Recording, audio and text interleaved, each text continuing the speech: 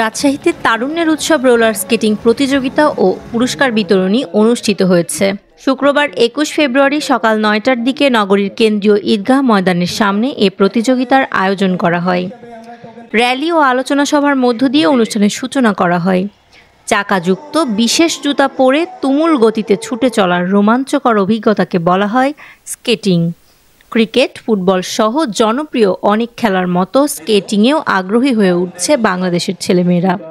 বাংলাদেশে স্কেটিংয়ের প্রচলন ৩ যুগেরও বেশি সময় ধরে। আমার নাম শারদ শহীদ শ্রেয়া।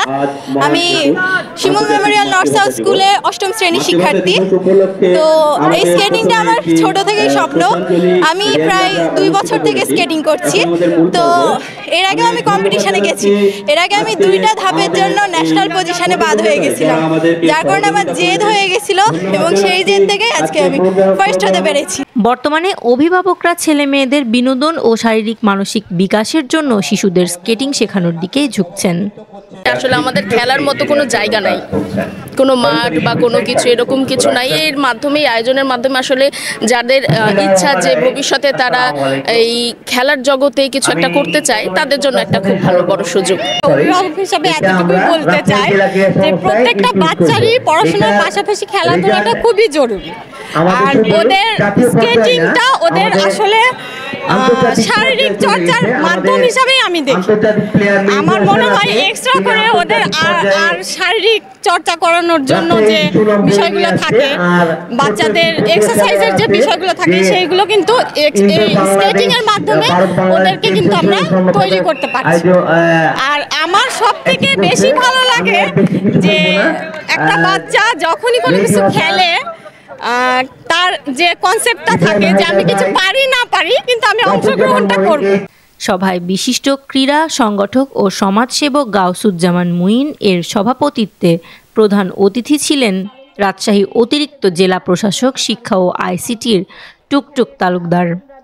আসলে আজকে একটা বিশেষ দিন। আজকে আমাদের শহীদ দিবস এবং আন্তর্জাতিক মাতৃভাষা দিবস। এই দিবসটিকে প্রথমেই আমি শহীদদের প্রতি শ্রদ্ধা জানাই এবং আজকের যে স্কেটিং প্রতিযোগিতা এবং রাজশাহী স্কেটিং ক্লাবের যে আয়োজন সেটা অসাধারণ ছিল। এই স্কেটিং প্রতিযোগিতা এবং আয়োজনের মাধ্যমে আমাদের তরুণ প্রজন্ম এবং বাচ্চারা অনেক বেশি উৎসাহিত এবং উদ্দীপ্ত হবে এবং তারা পরবর্তীতে এমনিতে আমরা জানি যে এখানে অনেকেই আছে যারা ন্যাশনাল পর্যায়ে খেলেছে এবং ইন্টারন্যাশনালিও খেলেছে। এরপর আরও বাচ্চারা আমাদের ইন্টারন্যাশনালি খেলবে।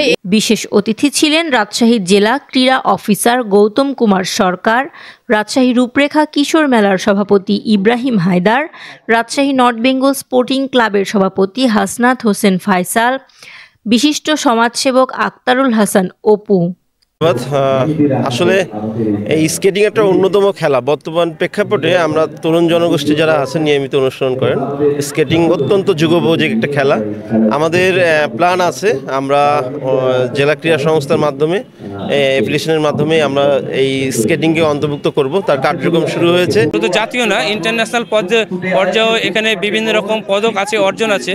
যে অর্জনগুলো শুধু রাজশাহী স্কেটিং ক্লাব না, সারা দেশেই মানে এটার যে একটা আনন্দ বা সারা দেশের যে একটা এটা সুনাম সেটা সারা দেশেই আসছে। এ সময় উপস্থিত ছিলেন রাজশাহী রোলার স্কেটিং ক্লাবের coach gold medallist Mehedi Hasan এবং সহকারী প্রশিক্ষক সাজু ইসলাম, রাহিম হোসেন ও আজিজুল ইসলাম প্রমুখ।